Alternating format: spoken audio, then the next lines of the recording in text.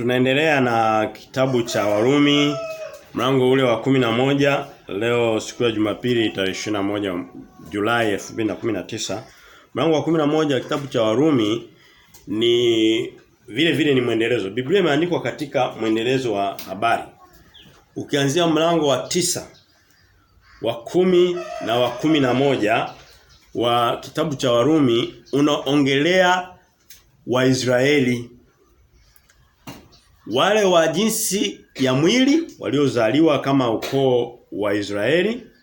Lakini pia kitabu cha Warumi pia kinatuonyesha kwamba sasa katika agano jipya la Yesu Kristo Waisraeli wanabadilika kutoka kuwa watu wa damu waliozaliwa kwa jinsi ya mwili, damu kwa maana kwamba vinasaba vya Israeli, kwenda kuwa Waisraeli kwa jinsi ya rohoni. Na kwa hiyo mara nyingi Biblia hasa katika Warumi anaweza kutumia neno Waisraeli kwa namna mbili. Anaweza kuwatumia sehemu kubwa kama ukoo wa wana wa Israeli, hao walioko nchi ya Israeli Mashariki ya Kati ya sasa, au waliokuwepo wakati labda wa Yesu Kristo wakati wa Biblia inaandikwa. Lakini pia sehemu nyingine Biblia inatumia neno Waisraeli ikimaanisha, au Wayahudi ikimaanisha watu waliomwamini Yesu Kristo. Kwa sababu ndio ilikuwa makusudi ya Mungu. Makusudi ya Mungu alitaka kujitwalia utukufu kwa jinsi hiyo, kwamba anajitwalia utukufu kwa jinsi ya watu waliozaliwa kwa makusudi yake, kwa mipango yake. Tusome, turudi nyuma kabla tuende hata mlango wa 11 wenyewe, tuone maana Mungu anapotumia neno Mwisraeli au Myahudi. Tuliona katika Warumi mlango wa 2 wiki kadhaa zilizopita, mstari wa 28 Biblia inasema hivi: maana yeye si Myahudi aliye Myahudi kwa nje tu, wala tohara sio ile ya nje tu katika mwili, bali yeye ni Myahudi aliye Myahudi kwa ndani, na tohara ni ya moyo katika roho, si katika andiko. Kwa hiyo unaona kwamba mtu sio wa nje, ni yule ukimwona ni Mwisraeli amezaliwa. Anasema ni wa ndani, kwa maana kwamba utu wa ndani.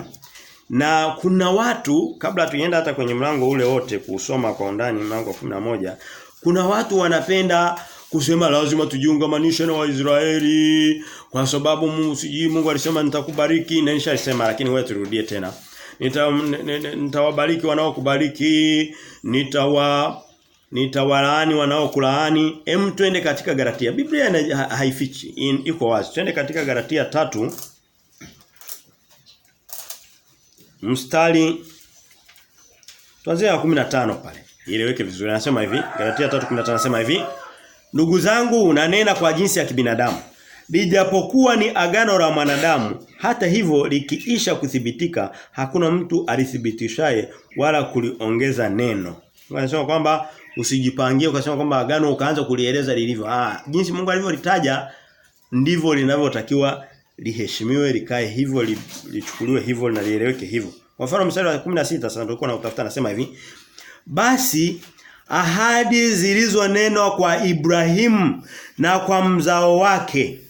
Anasema basi ahadi zilinenwa kwa Ibrahimu na kwa mzao wake, hasemi kwa wazao wake kana kwamba ni wengi, bali kana kwamba ni mmoja, kwa mzao wake, yaani Kristo. Kwa hiyo zile ahadi zote za Ibrahimu, Galatia inakuja nizifafanua na ule uchaguzi na ule ukaribu wa Mungu na Ibrahimu, kwa sababu Biblia inasema Ibrahimu alikuwa rafiki wa Mungu. Alikuwa ni limbuko la watu waaminio angalau katika mwili. Lakini katika roho ni Yesu Kristo ndio limbuko. Kwa hiyo anasema hata hivyo anapoongelea sasa zile ahadi zinazopatikana katika Mwanzo 12 zikaja mpaka Mwanzo 17 na 22, anaendelea. Tunaweza kaenda huko, lakini kwa kweli sura ya leo ni ndefu. Kwa hiyo hatutarudi huko. Mstari wenyewe unajitosheleza. Anasema zile ahadi zote kwa jinsi ya Ibrahimu, hakusema kwa ajili ya wazao wake kwamba nitawabariki na watu wote waliozaliwa kutoka kwa Ibrahimu, na watoto wa Yuda na watoto wa Israeli na nini wote. Hapana, anasema nisema ni kwa mzao wako. Na anasema huyo mzao alikuwa anamsema kwenye Biblia agano jipya la kanisa, anasema ni mzao wake kwa jinsi ya Yesu Kristo. Kwa hiyo mtu aliyezaliwa na tunapozaliwa katika Yesu Kristo, tunapomwamini Yesu Kristo, ndio tunaitwa uzao wa Mungu kupitia kwa Yesu Kristo, ndio tunapata zile ahadi za Ibrahimu. Ndio tunapata zile baraka za Ibrahimu. Kwa hiyo hii ya kusema huko ametoka tuambia kwamba kwanza Mwisraeli sio kwa jinsi ya kuzaliwa, ni kwa jinsi ya ndani. Akaona labda kuna watu wanaweza kusema ndani labda ni ndani ya moyo, ndio kwenye matumbo huko ndani kwenye mwili. Akaona ngoja nifafanue kabisa. Ni wale waliozaliwa kwa jinsi ya Yesu Kristo. Wala hajasema nitawapa wazao wako, hapana, anasema alisema mzao mmoja na alikuwa anamaanisha Yesu Kristo. Biblia iko wazi, haiko wazi? Iko wazi. Kwa hiyo leo nayaambia yale makanisa yote. Sasa hata kabla tuenda kuyaambia makanisa. Tuibariki Israeli ili kusudi tupate zile baraka za Ibrahimu. Anasema nitakayembariki si nitakayemfanya nini, atakaye walaani nitamlaani. Mungu anasema nilikuwa nasema kwa habari za Yesu Kristo na uzao wake, watu walioliamini jina la Yesu. Mstari uko wazi, Biblia iko wazi. Nenda kasome Galatia yote, nenda kasome Warumi wote, iko wazi. Lakini kwa sababu watu ni vipofu wa maandiko na hawataki kusoma, hem tuende katika Yeremia alafu tarudi nyuma kidogo. Tuende katika Yeremia 30 na Yeremia 5 samani. Yeremia 5:31. Tuwe tunaelewa haya mambo ili kusudi na sisi tuwaeleweshe wengine. Yaani tutoke hapa tuwe walimu. Yeremia 5:31 Biblia inasema hivi. Anasema hivi, manabii wanatabiri uongo na makuhani wanatawala kwa msaada wa hao, na watu wangu wanapenda mambo yawe hivyo. Kwa hiyo unaona kwamba huduma ni ya uongo, kazi inayotoka humo na shughuli zote zinatoka humo ni za uongo, lakini anasema wale wanaodanganya wanataka mambo yaendelee kuwa hivyo. Usitubadilishie ukatuambia vitu vya maana, ukatuambia kusoma neno tukajua. Sisi tunataka tuendelee kuamini kwamba Waisraeli walimkataa Yesu, hawakumkataa. Tusome katika Mathayo. Yesu aliwaambia kwenye ile wiki yake ya kuteswa, aliwaambia katika Mathayo 21, aliwaambia, na of course kila sehemu, lakini huwezi kuisoma Biblia yote siku moja ukaimaliza. Tunachukua tu mistari mmoja. Na Biblia haipingani. Yesu hawezi kumwambia kwamba ni ufalme umeondolewa kutoka kwenu umepelekwa kwa watu wengine, halafu bado ikawa haiko hivyo. Itakuwa Biblia inadanganya. Na neno la Mungu ni kweli na amina. Huwezi kusema kwamba mwanadamu ndiye sahihi na Mungu hayuko sahihi. Kwa hiyo Mungu anaposema imekuwa, huwezi kuwa na maana zaidi ya moja. Biblia inasema Mungu ni wa nuru, hakwake huwezi kusema ni ndio na sio. Mungu kwake ni ndio katika kila jambo. Liwe ni zuri kwetu, liwe ni baya kwetu, lakini ni ndio. Anasema katika Mathayo mlango ule wa 21, tusome mstari wa 43. Anawaambia, alikuwa ameshaingia Yerusalemu tayari kwa kuteswa kwenye ile wiki ya mateso. Mstari wa 43 anawaambia sasa. Alikuwa ametoka kuwafundisha vitu vingi akafika sema akasema hivi. Anasema kwa sababu hiyo nawaambia, ufalme wa Mungu utaondolewa kwenu, nao watapewa taifa lingine lenye kuzaa matunda yake. Na ni sehemu nyingine. Tuione pia katika Matendo ya Mitume mlango wa mwisho kabisa.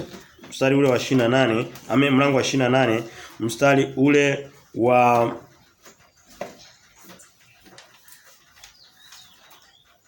28 anasema hivi. Paulo anaendelea kusema maneno ya Yesu yale. Kwa neno la Mungu ni moja. Anasema hivi, basi ijulikane kwenu ya kwamba wokovu huu wa Mungu umepelekwa kwa mataifa, nao watasikia. Yaani umetoka kwao umeenda kwa mataifa. Hao watu wokovu huko kwao au huko kwa mataifa? Huko kwa mataifa. Sasa watu wanatoka wanakuambia tunaenda kujifunza namna ya kumhudumia Mungu Israeli. Umeenda kwa watu ambao hawana wokovu, umeshaondolewa kwao na Yesu alishasema. Kwa hiyo turudi sasa kwenye mlango wa, kwa sababu tayari tumeshajenga hoja ile ya msingi na tuliona katika Mathayo katika Warumi 9:10 Warumi 10 anaposema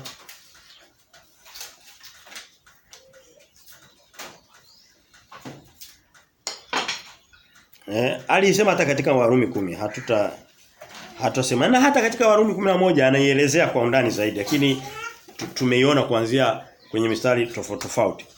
Mlango wa 11 wa Warumi una mistari mingi, ni mlango mrefu kidogo na mistari 36 na unaongelea hoja hiyo, lakini tuweke kwanza mkazo kwenye maneno mazito fulani. Twende katika mstari ule wa tuanzie mstari wa kwanza. Anasema hivi. Anasema basi nauliza, je, Mungu aliwasukumia mbali watu wake? Hasha. Kwa kuwa mimi nami ni Mwisraeli, mmoja wa uzao wa Ibrahimu, mtu wa kabila ya Benjamini. Mistari ya kwanza, mistari ya mwanzo ya mlango wa 11 mpaka mstari kama wa 12 pale, anaendelea kuonyesha jinsi Wayahudi walivyo nyang'anywa kuwa taifa la Mungu. Na humu anaongelea maana ya wokovu. Mistari inayofuata kuanzia 13 na kuendelea anawaonya mataifa, ananionya mimi na wewe, anaonya makanisa ambayo yanatakiwa aonywe sana kupindukia sasa. Kwamba kama vile ambavyo hawa nao walikataliwa na Mungu baada ya kumkataa mara nyingi, akawapeleka utumani zaidi ya mara 80. Bado wanaendelea kumkataa, bado hawataka kusikia, akawaadhibu, akawaletea manabii, akawaletea na maana Yesu Kristo mpaka wakamuua. Akawanyang'anya kuwa taifa, wakapotea. Anasema na ninyi msijivune vile vile. Kwa hiyo anasema kama hawa waliokuwa tena wakuzaliwa, ninyi mmefanya kupandikizwa kwenye shina. Kama hawa wamekatiliwa mbali wakaondolewa, je, ninyi ambao mlifanya kama kuletwa tu kwa nyongeza, si mtapotea zaidi? Ndicho anataka kusema kwenye mistari ya mwisho wa sura. Kwa hiyo sura inasema kama mbili. Japo mwishoni pia anaendelea tena kuwashambulia Wayahudi. Mwishoni kabisa. Kwa hiyo inasema kama tatu kubwa. Lakini ndani ya hiyo tumeona kwamba pia kuna mambo ya wokovu. Kwa hiyo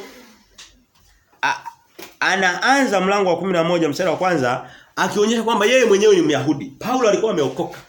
Ukisema kwamba ni uzao wa Ibrahimu, ni uzao wa Ibrahimu kwa Adamu. Vizuri tu. Kwa hiyo anataka kusema kwamba hata zile ahadi ambazo alisema kwamba zitapatikana kwa jinsi ya Yesu Kristo, na Wayahudi wakawa walikuwa wanafikiri kwamba alikuwa zinapatikana kwa vile tu wamezaliwa kutoka kwenye ukoo wa Ibrahimu na Yakobo na Isaka.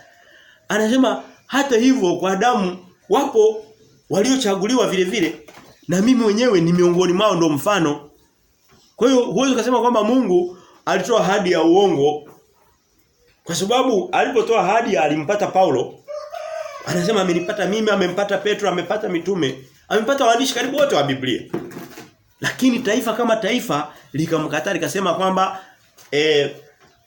huyu sio mfalme wetu, msurubishe na damu yake iwe juu yetu na watoto wetu. Wakajirani wenyewe. Lakini Paulo hakusema hayo maneno. Petro alikuwa nyuma analia machozi. Kwa hiyo wale waliokuwa tayari kuchaguliwa kwa jinsi ya Yesu Kristo, kwa sababu walimpokea Yesu Kristo, kama Mungu alivyosema kwamba hizi ahadi zitapitia kwa Yesu Kristo, wawe ni Wayahudi wasio Wayahudi, wote wanachaguliwa. Anasema mimi mmoja wapo. Ndio anachokisema Paulo mstari wa kwanza. Ndio anaeleza hata mstari wa pili, anasema Mungu hakuwasukumia mbali watu wake aliowajua tokea awali. Na analinganisha, ukisoma katika kitabu cha Wafalme wa kwanza mlango wa 19, analinganisha mistari inayofuata mpaka mstari kama wa 5 hivi. Analinganisha na mambo yaliyotokea wakati wa nabii Elia. Elia alifikiri kwamba yeye ndio yuko peke yake, hakuna watu wengine ambao wamefanya nini? Wamebaki wanamwabudu Mungu katika kweli, katika roho na kweli. Kwa hiyo anasema Elia alikuwa anawashtaki watu kwa Mungu. Mungu akasema hapana, Elia sio hivyo. Kuna watu 7,000. Kuna mabaki. Kwa hiyo Paulo anataka kuonyesha kwamba hata kama Waisraeli wamemkataa Mungu kama taifa, lakini yako mabaki ya kina Paulo mwenyewe, ya kina Petro, akina Yohana, akina Yuda, sio Iskarioti. Kwa hiyo ndicho anataka kuonyesha akilinganisha na yeye mstari. Kwa mfano mstari ule kwa mfano hapo sema mstari watasema, Bwana wamewaua manabii wako, wamezibomoa madhabahu zako, nami nimesalia peke yangu, nao wanitafuta roho yangu. Mstari wa 4, lakini lile jawabu la Mungu la mwambiaje? Likamjibu, anasema nimejisazia watu 7,000 wasiopiga goti mbele ya Baali. Kwa mstari wa 5 ndo anaeleza sasa kwa maana ya sasa. Maki hiyo ilikuwa ni mfano wa nyuma. Anasema mstari wa 5 anasema basi vivi hivi wakati huu wa sasa yako mabaki waliochaguliwa kwa neema ndani ya Israeli. Kama ambavyo kuna mabaki, taifa lilikuwa limechafuka mpaka Elia akawa anafikiri amebaki peke yake. Lakini kumbe Mungu anasema ana mabaki ya watu 7,000 wamebaki. Kwa hiyo anasema kwa mtindo huo huo kuna watu wachache wamebaki Israeli ambao ni mimi mwenyewe Paulo mfano na mitume na wengine waliokuwa waamini, hata ndugu zake Yesu, hata mama yake Yesu. Wote hao ni Wayahudi wa jinsi ya damu. Kwa hiyo ahadi za Ibrahimu zinawapata kama zinavyowapata mimi na wewe katika neema katika Yesu Kristo.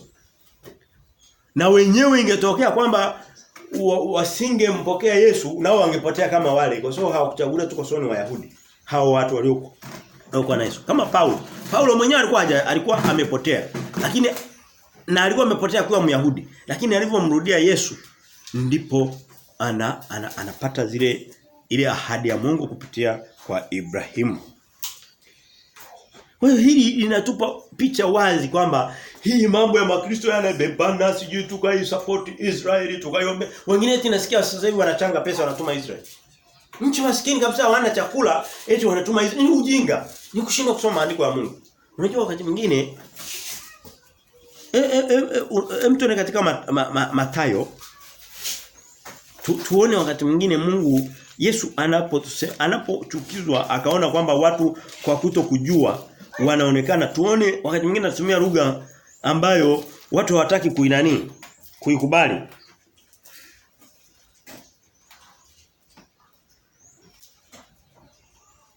Mathayo 23:16 Biblia inasema hivi. Nasema ole wenu viongozi vipofu. Ninyi msemao mtu atakaye hapa kwa hekalu si kitu, bali mtu atakaye hapa kwa dhahabu ya hekalu amejifunga. Mstari wa 17 anasema hivi, wapumbavu ninyi vipofu. Maana ni ipi iliyo kubwa? Unaona maneno anayoyatumia Yesu ni maneno ambayo leo hii mtu akihubiri akayatumia watamuona anahubiri sawa sawa. Yesu anaonekana anatukana, anasema wapumbavu ninyi vipofu. Na hao watu walikuwa viongozi wa kitaifa. Sio alikuwa haongei na watu wa mtaani. Alikuwa anaongea na wakuu. Lakini akasema wapumbavu ninyi vipofu. Ninachosema ni nini? Tukifanya upumbavu hapa nilipo naye hubiri. Nikifanya upumbavu Mungu ananiambia mpumbavu, nasema Mungu amina. Unasema sasa hili neno umelitoa kwa mfano gani? Nimetoa kwa mfano hayo makanisa na hizo imani na hao Wakristo wanaodanganywa, wanaambiwa siji tuchangie Israeli siji. Kama unawachangia nenda kwa wahubiri wampokee Yesu Kristo. Kwa sababu huku mbele katika sura ya leo anasema kama kulikuwa kuna watu walikuwa hawamjui Mungu, mimi na wewe. Lakini baadaye Mungu akatupa neema tukamjua na tukaokoka. Anasema je, si zaidi sana hawa waliokuwa wanamjua wakamkataa, angalau wana kumbukumbu. Wana historia. Kwa hiyo ni rahisi ukiwapa neno la Mungu basi wakapona. Lakini leo hii hawamkubali. Leo hii Israeli hawimkubali Yesu Kristo, na Biblia inasema mtu asiyemkubali Yesu Kristo huyo ndiyo kiti cha mpinga Kristo. Mpinga Kristo atasimama Israeli katika hekalu litakalojengwa, hekalu la 3 liko linaandaliwa kujengwa. Litakuwa linaenda kumpokea Yesu mwingine ambaye sio yule. Na litapita katika Wayahudi hawa na ambao wanaungwa mkono na makanisa hasa ya kirokole. Hasa ya kirokole na Wakristo wao. Wewe unafikiri kwamba kanisa ni watu? Kwa hiyo wenye shida ni watu wenyewe. Na tumetoka kuona kwamba kwenye Yeremia 5:31 anasema hawa viongozi wanatumia uongo, wanatabiri uongo, na wanaotawala wanatawala kwa msaada wa uongo ule. Halafu watu wangu, watu wa Kristo ndio wanapenda iwe hivyo. Usije kusema kwamba ni tatizo la viongozi, hapana. Kiongozi wa sasa anakupa kile unachotaka wewe. Sehemu nyingine anasema msituambie maneno ya kweli, tuambieni maneno laini, tuambieni maneno ya uongo ya danganyayo. Na anasema katika Isaya mlango wa 30 mstari wa 9 na 10 na 11. Ndicho watu wanachotaka. Sasa sisi tuliokusanyika hapa na wewe unayetufuatilia kutoka mbali, jinasue, jitenge, ujue kweli, simama katika kweli. Mwenye kweli yake ni Mungu wa mbinguni. Mwenye kweli wake ni Yesu Kristo. Anasema tazama ufalme unaondolewa kwenu unapelekwa kwa mataifa na wao watasikia. Sasa mataifa kama Paulo akijua, mataifa sasa anasema msijivune mtaanza kupotea. Sasa hivi makanisa yamepotea vile vile. Yamepotea sana. Mataifa yanayoenda kumtia nguvu Israeli mkataa Mungu, alimkataa Yesu Kristo, nayo yanakuwa sehemu ya kumkataa Yesu Kristo. Tulishasema mtu hawezi akawa rafiki wa adui yako akawa rafiki yako wewe. Rafiki wa adui ni adui. Makanisa ni adui wa Yesu Kristo. Makanisa marafiki wa je tuwachukie Israeli? Hapana, lakini tunasoma maandiko. Paulo anasema anafika sehemu mpaka anafanya mambo ili kusudi angalau niwatie wivu. Niwaseme vibaya angalau waseme mstari kwa mfano ule wa kwa mfano mstari ule wa 14. Tuanze wa 13. Anasema lakini nasema na ninyi mlio watu wa mataifa basi kwa kadiri nilivyo mtume wa watu wa mataifa na itukuzwa huduma hii iliyo yangu huenda nikapata kuwatia wivu walio damu moja na mimi kwa kuokoa baadhi yao. Anasema ni kuokoa baadhi. Lakini walio wengi hawamo. Angalau niwatie kawivu basi. Sio unatoka hapa unamwambia jema, nyinyi ni wazuri, nyinyi mna Yesu, ninyi ni taifa la Mungu. Utakuwa unawatia wivu gani? Waambie kwamba ninyi hamna Yesu Kristo, mnaenda kumpokea Yesu, mpinga Kristo. Anasema baadhi wanaweza kaokoka kwa kukemewa haya maneno. Bahati mbaya hawasikii Kiswahili. Wangesikia hizi habari. Lakini kuna watu wanaoongea lugha wanaisikia, wanahubiri mataifani. Sio wengi. Turudi nyuma kidogo, tusome mstari wa msingi sana. Huu mstari naomba mtu aliyelala aamke. Huu mstari unagusa tutasoma katika King James, mstari wa 6. Mstari wa 6 ni mstari wa wokovu. Tuliona kwamba mistari mizito ya wokovu inapatikana katika Warumi. Na of course kila sehemu katika Biblia, lakini tuliona mingi. Sasa mmoja wapo ni huu ni Warumi 11:6 tuusome, ambao unajua habari ya kusema si Wayahudi na watu wa mataifa na nini, tunawapima katika msingi wa kuokolewa na Yesu Kristo. Kwa hiyo mistari inayoongelea wokovu inakuja moja kwa moja katika somo hili. Kwa mfano anasema katika mlango wa 11 huu, mstari ule wa 6 anasema hivi. Kiswahili kimeukosea, kimeukata kipande. Kwa hiyo na ni makusudi tulishasema. Kwa hiyo tukiusoma katika King James anasema hivi. Tulishaona mstari wa 5. Aliposema kwamba kuna watu waliochaguliwa kama mabaki kwa jinsi ya neema. Tumeona katika mlango wa 5. Sasa mlango wa 6 anataka kutuonyesha kwamba kwa vile wamechaguliwa kwa jinsi ya neema, anataka kuwakumbusha kwamba msije sasa mkaingiza sasa na matendo humo katikati. Anasema ni kama kuonya hasa Wakristo wa leo, wanataka wawe na Yesu, waokolewe kwa jinsi ya Yesu, lakini wamsaidie kwa kuweka matendo yao mazuri na yanakuwa machafu by the way. Kwa hiyo anaweka onyo kali na anaongea mbele na nyuma na mbele ili kusudi ieleweke. Anasema hivi.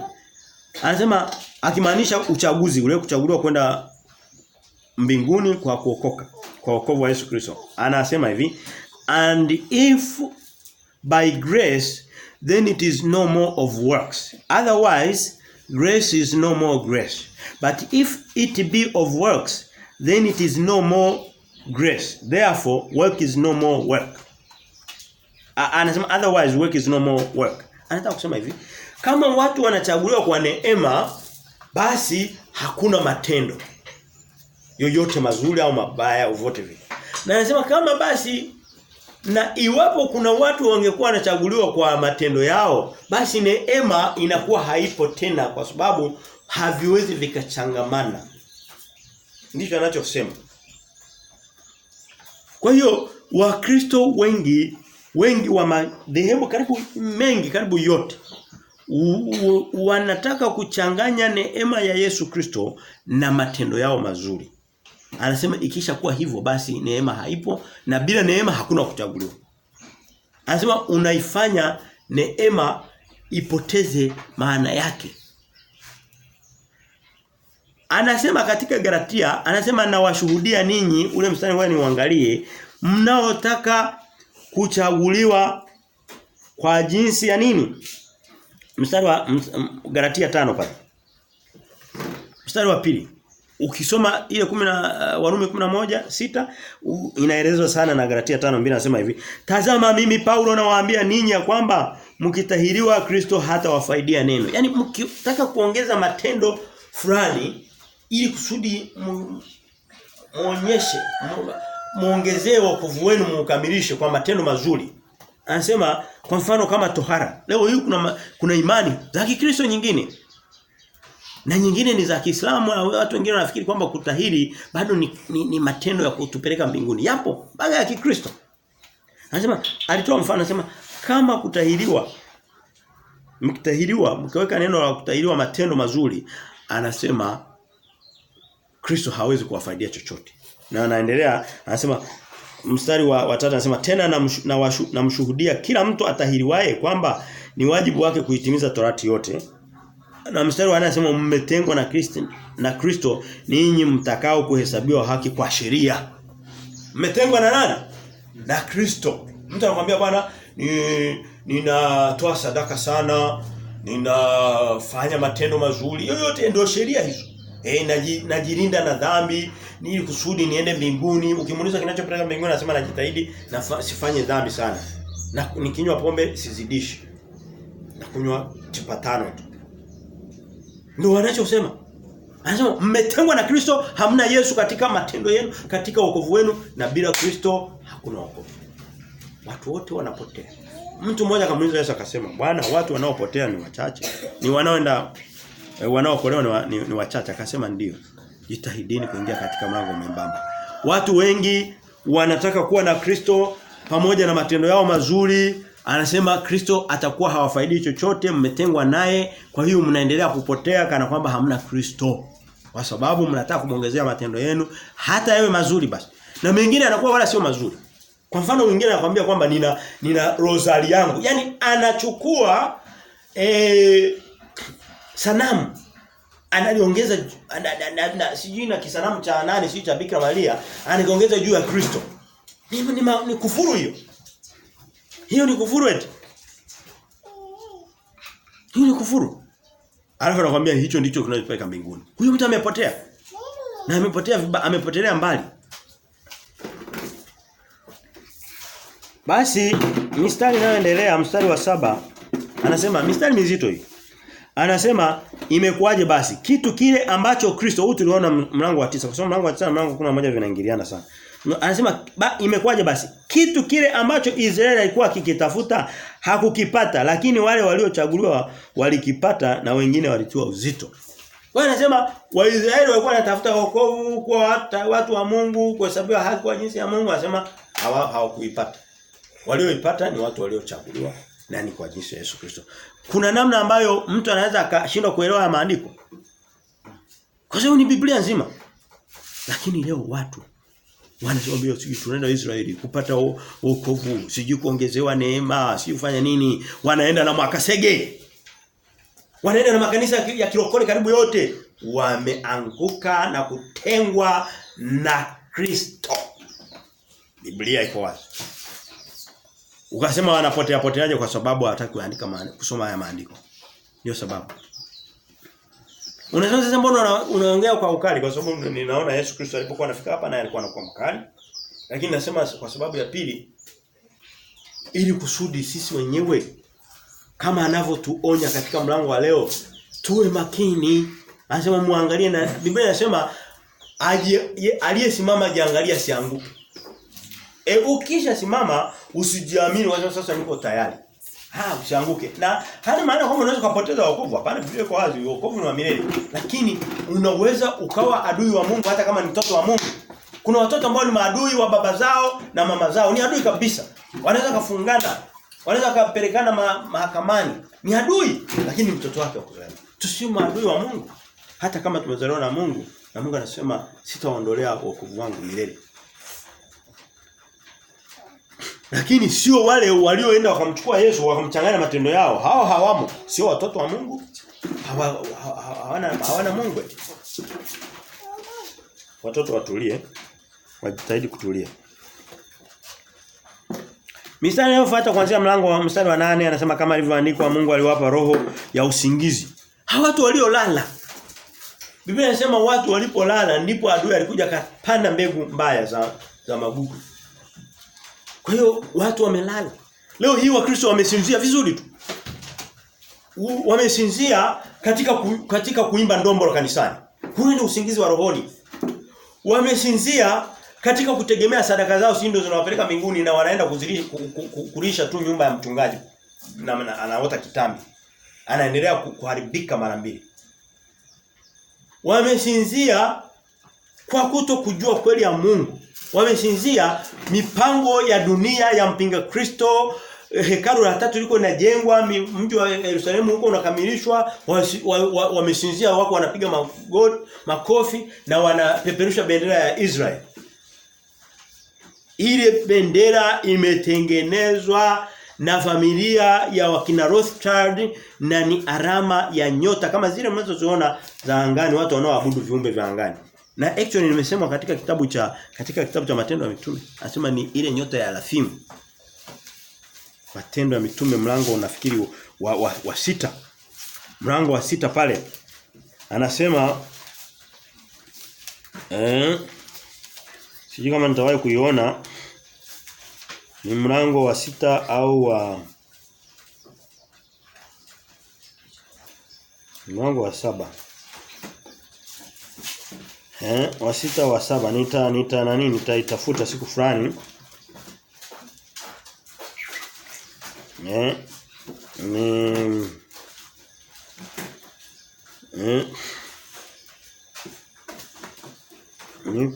Okay, kwa hiyo tutaiangalia. Ile hakuna wanakuambia nyota sijui ya Daudi. Daudi alikuwa na nyota amezipata wapi? Daudi alikuwa anamwabudu Mungu peke yake. Hakuwa na nyota. Watu wa nyota mpaka leo ukisikia watu wanaotumia nyota ni wakina Sheikh Yahya. Ukishasikia mtu ameingiza nyota, si nyota yako imefanya nini? Mara unakuta labda wana bendera yao ina mwezi na nyota, ni watu wanaoabudu viumbe, hawaabudu muumba wake. Na wachawi wanapenda habari za nyota. Leo makanisani utasikia sijui tunaenda kufufua nyota yako, nyota ya Israeli. Tuwe makini kabisa. Imeandikwa wapi katika Biblia? Basi tuendelea. Ile Alafimu nitaiangalia, nitakuja kuisema kwenye masomo yanayofuata. Mstari wa 9 na kuendelea, Daudi anaendelea anaeleza Paulo anamkuna Daudi akionyesha kwamba haya mambo ya Wayahudi kupotea yalishasemwa tangia za babu yao Daudi aliposema meza yao na itiwe tanzi na mtego. Na kiti mnasoma mstari wa 9 mlango wa 11 wa Warumi. Na anasema na kitu cha kuwakwaza malipo kwao. Macho yao yatiwe giza ili wasione. Mtu huyo ametiwa giza. Asione. Sasa mstari wa 11 anaanza sasa kuonyesha kwamba bado uliko tumaini. Mungu ni wa rehema. Wanaweza kama wamemkataa ndio. Lakini ikitokea wakamkiri Yesu Kristo, wakamkiri ikitokea. Yeyote kama leo sio kusema kwamba nchi nzima hakuna aliyemkiri. Yeyote anayemkiri anahesabiwa haki. Yeyote anayemkiri anahesabiwa haki. Aliyemkiri hata walipokuwa utumwani Ujerumani huko Ulaya, alihesabiwa haki. Tunakutana nao mbinguni. Ndio mstari wa 11 anasema basi mstari wa 10 anasema basi nasema je, wamejikwaa hata waanguke kabisa? Anasema hasha. Ndio sababu na Paulo anasema na mimi Mwisraeli. Kwa hiyo ungekuwa amewakataa Waisraeli wote na mimi Paulo ningekuwa simo. Angewakataa Wayahudi wote na mimi Petro nisingekuwa. Anasema pana. Kama vile ambavyo amewapa neema wengine walikuwa hawana neema wakachaguliwa. Je, watu wa mataifa wamechaguliwa wote? Wengi hawajachaguliwa. Sio wamemkataa Yesu. Kwa hiyo kwa jinsi ambavyo watu wa mataifa wamepewa nafasi ya kuchaguliwa, hawakuchaguliwa wote. Waliochaguliwa ni waliolikubali jina la Yesu Kristo. Vivyo hivyo ndivyo ilivyo kwa Wayahudi. Anasema basi wote amewafunga sawa sawa. Tusome mstari wa mwisho pale. Anasema mstari ule wa Mstari ule wa 32 wa leo anasema hivi, maana Mungu amewafunga wote pamoja katika kuasi ili awarehemu wote. Kwamba wote hali alivyowapa nafasi wa Israeli ndivyo alivyokuja kuwapa nafasi watu wa mataifa, na jinsi ambavyo Waisraeli wako mabaki yaliyookolewa ndivyo na mataifa yatakavyokuwa. Anasema ili kusudi wote Mungu awe mwenye haki, asiseme kwamba kuna watu amewapendelea na wengine hajawapendelea. Mungu hana upendeleo. Ndicho anachosema katika hii mstari. Kwa mfano ukirudi sasa nyuma kidogo, Paulo anataka kuonyesha kwamba mstari wa 17, tena mstari wa 17, ile hoja kwamba sasa tusijisifu kwamba sasa sisi tumekuwa wazuri. Mtu anaweza katoka akasema sasa wenyewe mnajihesabu haki, mnajihesabia haki. Hapana. Tunahesabiwa haki kwa jinsi ya Yesu Kristo. Mstari wa 17 anasema hivi.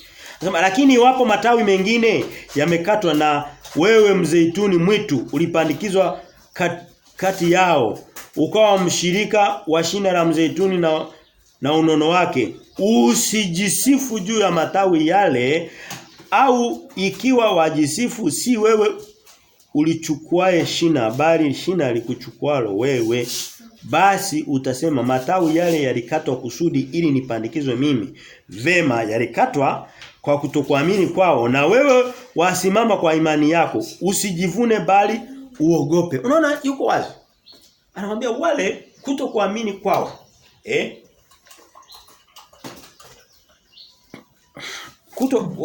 Kuamini kwao. Turudi nyuma kidogo tusome mstari wa mlango wa 10 tulisoma. Kwa sababu tusoma mlango wa 9 wa 10 unaongelea hoja moja. Tusome mlango wa 10 anasema hivi. Mstari wa 5 anasema kwa maana wakiwa hawajui haki ya Mungu na wakitaka kuithibitisha haki yao wenyewe hawakujitia chini ya haki ya Mungu. Anasema walikuwa na haki yao wenyewe, walikataa ya Mungu. Kwa hiyo anasema na wewe kuwa makini, aliyesimama jiangalia asianguke.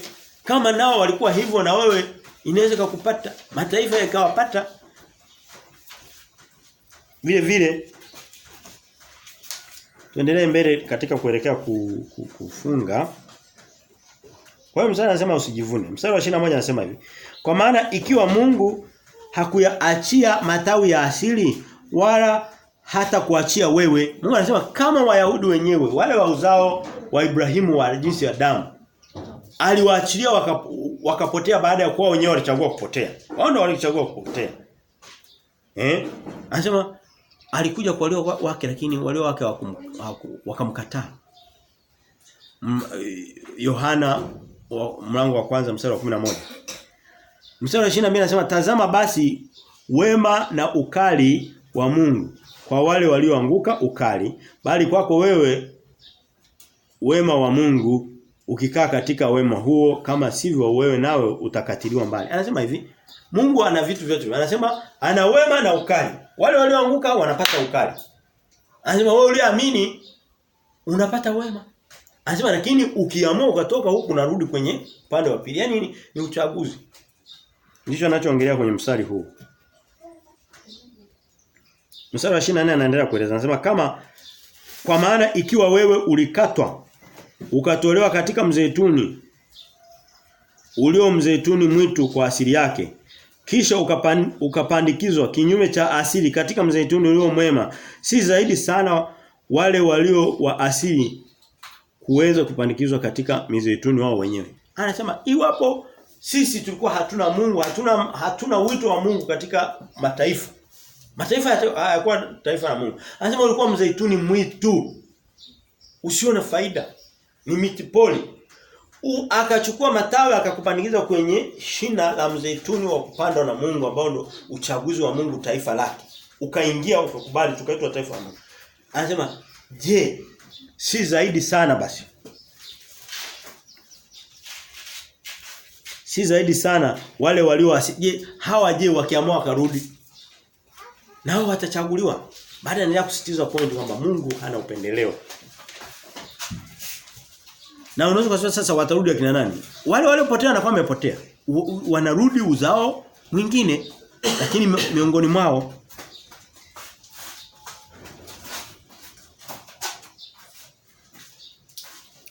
Na anaendelea kuongeza mistari fulani, mstari wa 25. Anasema hata hivyo tushukuru kama taifa la mataifa. Japo mimi nikisoma maandiko haya naona kwamba Paulo unajua anasema katika mlango wa 9. Anasema mimi niko tayari kutengwa na Kristo kwa ajili ya watu wangu kwa jinsi ya damu. Hii mistari ya mstari wa 25 anasema hivi.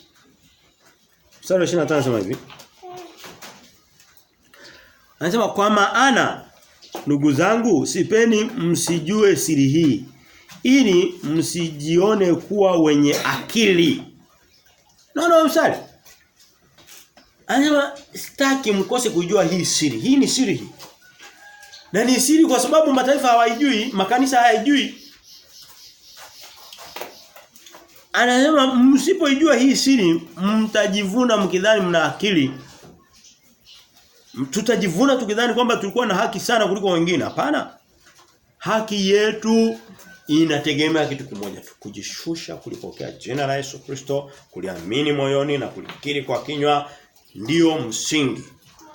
Ukiweka matendo yako mazuri utategemea akili zako. Nikiweka matendo yangu mazuri nitatumia akili zangu. Na neno la Mungu linasema hapa, anasema msijione kuwa wenye akili. Leo dunia wa Kristo, dunia nzima inajiona yenye akili. Wanataka kuweka sana akili zao mbele. Biblia inasema tusipoongoka na kuwa kama watoto wachanga hatuwezi tukaokoka tukaenda mbinguni tukaona ufalme wa mbinguni. Mtoto mchanga anatumia sana akili zake? Hapana.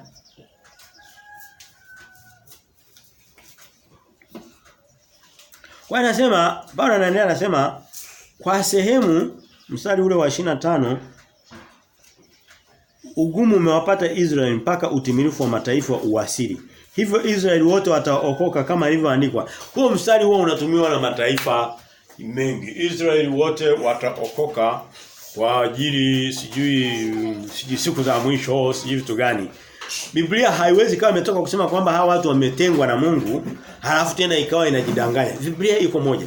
Hapa Mungu anatoka anasema kuna Waisraeli wa aina mbili. Kuna Waisraeli kwa jinsi ya damu, kuna Waisraeli kwa jinsi ya imani. Anasema kila mtu ambaye amemwamini Mungu kwenye uzao wa Yesu Kristo, yeyote yule ataokoka, haijalisha anaishi matendo mazuri. Ndio inaongeza pia inatuonyesha kwamba matendo yetu hayawezi, sio kwa jinsi tunavyoendelea kuishi matendo mazuri tunavyoendelea kutunza wokovu wetu. Hapana. Tunaendelea kutunza urafiki na Mungu kwa matendo mazuri, lakini Mungu anasema hata kama watalivunja agano langu bado mimi sitavunja uaminifu wangu. Ndio sawa anasema Israeli wote wataokoka kama ilivyoandikwa, Mwokozi atatoka Sayuni. Mwokozi anayekuja ni kwa ajili ya wote. Yesu Kristo ametokea Sayuni, ametokea katika mji wa Yerusalemu, ndio wokovu wake, na amefia Yerusalemu kwa mwanzo mpatikania Yerusalemu. Bwana anasema yeyote ambaye amepata jina la Israeli kwa jinsi ya Yesu, na tumeona ndo mzao wa Ibrahimu kwa jinsi ya Yesu Kristo, anasema yeyote yule ataokoka. Kwa hiyo liko wazi. Kwa hiyo nafikiri msano labda tuone mstari wa 28 tufunge. Mingine ya mwisho pale tulishaisoma soma. Tuone mstari wa 28 anasema basi kwa habari ya Injili wamekuwa adui kwa ajili yenu, bali kwa habari ya kule kuchaguliwa wamekuwa wapenzi kwa ajili ya baba zetu. Kwa sababu karama za Mungu hazina majuto wala mwito wake. Kwa maana kama ninyi zamani mlivyomwasi Mungu lakini sasa mmepata rehema kwa kuasi kwenu, kadhalika na wao wameasi sasa ili kwa kupata rehema kwenu wao wapate rehema. Maana Mungu amewafunga wote katika kuasi ili awahurumie wote. Unajua tunaokolewa kwa huruma za Mungu. Ni nani ambaye ataokolewa kwa matendo mazuri aseme kwamba nilikuwa na haki ya kuhurumiwa? Hayupo. Kwa hiyo ndo anasema nafikiri leo kuna kelele. Glory. Nyanyua kitu kaya. Kwa hiyo anasema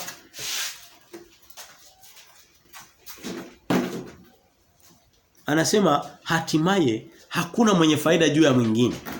Nicho anataka kuonyesha. Hakuna mwenye faida juu ya mwingine. Awe ni Mwisraeli kwa jinsi ya kuzaliwa, awe ni mtu wa mataifa, wote wamefungwa sawa sawa na wamefunguliwa sawa sawa na wote wataziona mbingu kwa haki inayolingana. Na wote ni katika kitu kimoja tu, ni katika Yesu Kristo, kwa kuliamini jina lake moyoni na kulikiri kwa kinywa. Huo ndio wokovu.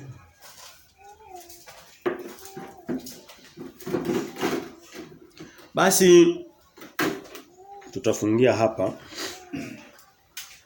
Mstari wa 33 mpaka mwisho, ili kusudi tumalize sura hii. Anasema jinsi zilivyokuwa utajiri na hekima na maarifa ya Mungu. Hukumu zake hazichunguziki wala njia zake hazitafutikani. Maana ni nani aliyejua nia ya Bwana, au ni nani aliyekuwa mshauri wake? Na hayo maneno yanapatikana katika Isaya mlango wa 40. Kwa hiyo Paulo anajua Biblia yake, anasoma neno la Mungu, analitumia pia katika kuhubiri, ambayo ndio mahubiri tunayosoma hapa. Anasema au ni nani aliyempa yeye kitu kwanza naye atalipwa tena? Anataka kutuonyesha kwamba hivi vitu ni neema. Na anataka kuonyesha kwamba haya maelezo aliyotoa Paulo, hili neno la Mungu linavyoeleza jinsi watu wanavyochaguliwa, anasema kwa katika hali ya kawaida havitaingia kwenye akili za wanadamu vieleweke. Ndio sawa, anasema akili za Mungu hazichunguziki wala hazitafutikani. Ndiyo sababu watu wenye dini waliomtumikia Mungu kuanzia utoto mpaka miaka 80 90 wakaondoka duniani, watajikuta wametupwa nje. Makahaba waliokuwa wanashinda wanafanya ukahaba, wanajikuta wako mbinguni. Sio Biblia inasema? Nasema kwanza toka mwisho na mwisho toka kwanza. Ndicho anataka kuonyesha katika mistari kwamba jinsi ambavyo sisi tungetegemea wokovu upatikane watu waende mbinguni ni kinyume na ambavyo Mungu amefanya. Lakini ya Mungu ndio sahihi. Anasema kwa sababu wote nimewapa kiwango sawa. Nimewapa Yesu Kristo huyo. Unaweza kukuta mtu mwingine, labda hebu tuchukue mfano katika kufunga. Mtu mmoja anaweza kazaliwa sehemu ambayo hana baba, hana mama, akajikuta mazingira tu yale. Labda walikufa kwa ukimwi kwa madhambi yao. Akajikuta mazingira yale yamempeleka ameenda amefanya ukahaba. Unaweza kusema huyu mtu ameanzia kwenye mguu mbaya wa maisha yake. Mwingine akazaliwa katikati labda ya baba na mama, wakamfundisha Injili, wakamfundisha neno la Mungu mapema. Huyu ungesema amependelewa, huyu amefanya nini? Hajapendelewa. Lakini ili kusudi sasa Mungu aonekane ni mwenye rehema sawa, hata huyu aliyeanzia pabaya anakuja baadaye na wafuta na wapa nafasi sawa ya kuokoka. Ndio sababu kutatokea makahaba wanafika mbinguni, alafu watu waliozaliwa katika Injili wanaikosa. Wanaikosa. Kwa hiyo ndio sawa, anasema akili za Mungu hazichunguziki. Anasema akili za Mungu hazichunguziki. Ndio haya maneno yake ya kufunga. Ndio anasema Mungu amewafunga wote pamoja katika kuasi ili awarehemu wote. Basi tutaishia hapa, tutakapoendelea tunaendelea mlango wa 12 wiki ijayo. Mungu tunakushukuru katika wema wako wote. Mungu kwa kutuhubiri neno lako, kwa kutujulisha kweli yako. Tunaomba ikatende makusudi yako katika maisha yetu na katika maisha ya wote ambao Mungu umewapenda, umewakusudia. Mungu upendo wako ni kwa wote, lakini waliochaguliwa, walio tayari kupokea uchaguzi Mungu sio wengi. Lakini Mungu tunakushukuru kwa sababu umetupa nafasi hii na ukaendelee kutujuza kweli yako na makusudi yako na kutuongoza katika kutenda mapenzi yako. Asante Yesu Kristo, tunakabidhi vipindi vyote vinavyoendelea baada ya hapa mbele yako. Uweze kuviongoza na kutufanikisha katika yote, ni katika jina la Baba na la Mwana na la Mtakatifu tunaomba na kupokea. Amen.